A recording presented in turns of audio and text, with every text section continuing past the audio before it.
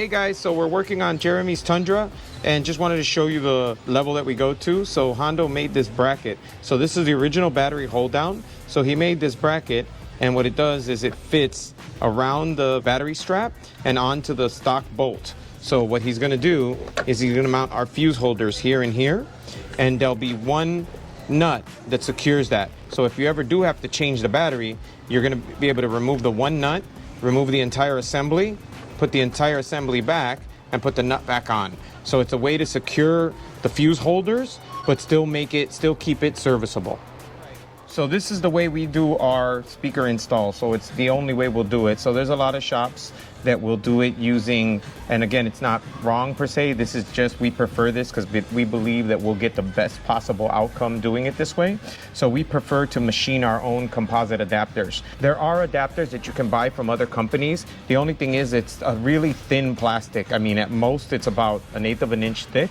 As you can see, this base piece is 1/2 inch, and this spacer piece is 1/2 inch. So this is in essence a 1 inch composite piece. And then the other thing that we do is we always deaden at the bare minimum. We deaden around the speaker and behind the speaker. That's a given also. We don't compromise. We don't do that any other way. If we install your speakers, that's the way they're going installed, because that basically deadens the material around the metal around the speaker and behind the speaker, giving you better result from equipment that you bought, right? Lastly, we always put a gasket around where the speaker meets the adapter. So anywhere you have two hard surfaces, I don't know if you can see it there, but there's a gasket. There's a gasket between the metal and the composite. Anytime you have two flat surfaces, no matter how flat they are, you're still gonna have a slight gap. Bass or sound can escape through there. So by doing the gasket material and then doing the deadener also acts as a gasket material, because on these Toyotas, they have these little plastic nubs that kind of protrude out from the metal where the screw goes into, and that creates a slight gap, maybe about that much, right? But that's enough to allow the sound and bass to escape. So typically you would put foam, if the shop's doing it right, they'll put foam around the adapter. But by doing the deadener, this deadener is over almost 1/8 of an inch thick, much bigger than the gap that's created by that small spacer. So this allows us to get a perfect seal around the adapter to the speaker itself. So same thing. So for the rear speaker, obviously it's a different shape, but again, this is a 1/2 inch composite adapter so we machine in-house. And again, same thing. We do deadener that's roughly 1/2 inch around the speaker itself and behind the speaker, and then also behind the speaker itself on the door panel. Same thing, it's got the rubber gasket. And then we use, these are not the original bolts, but we keep the original bolts with the speakers so that if we ever go to put the stock ones back in. Now the reason these are not original is because our adapter is 1/2 inch thick. The factory adapter is only a piece of plastic about that thick. So we have to run longer hardware in order for it to bolt in the way it came. And then we also have, so this is gonna be our connector, because this door panel has a tweeter, but the tweeter is actually in the door panel itself. So this allows us to still keep it serviceable, and we have a male and a female so that there's no possible way of plugging it in backwards. Another thing, so same thing, on this vehicle, we're mounting all the amplifiers, crossovers, and everything under the passenger seat, right? So we made this composite adapter that bolting into some factory bolts. It slides up to here, see? So it'll pick up these stock bolts, and then there's another one back here, another one over there. So you have your 4-channel amplifier, which is running all the highs. These are all the crossovers to because we have components both front and rear. And we actually have a monoblock amplifier that will live in this space. As you can see, Hondo's prepped all the wiring. So all the wiring is prepped this is like a BMW, Audi, Mercedes style. It just looks finished. So all our harnesses run down the original channel, and you can tell because they're all wrapped in the same style.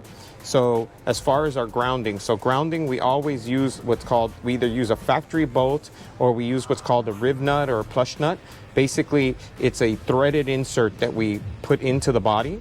And then as you can see, we scrape the paint. So we make sure we scrape the paint, because a lot of times if you don't scrape the paint, you don't have a proper ground, right?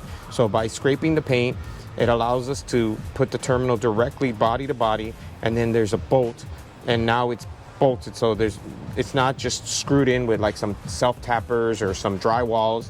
This is a physical. There's a ton of force on this because we're actually using a wrench, like a ratchet, so we get the best possible ground that we can get in the vehicle.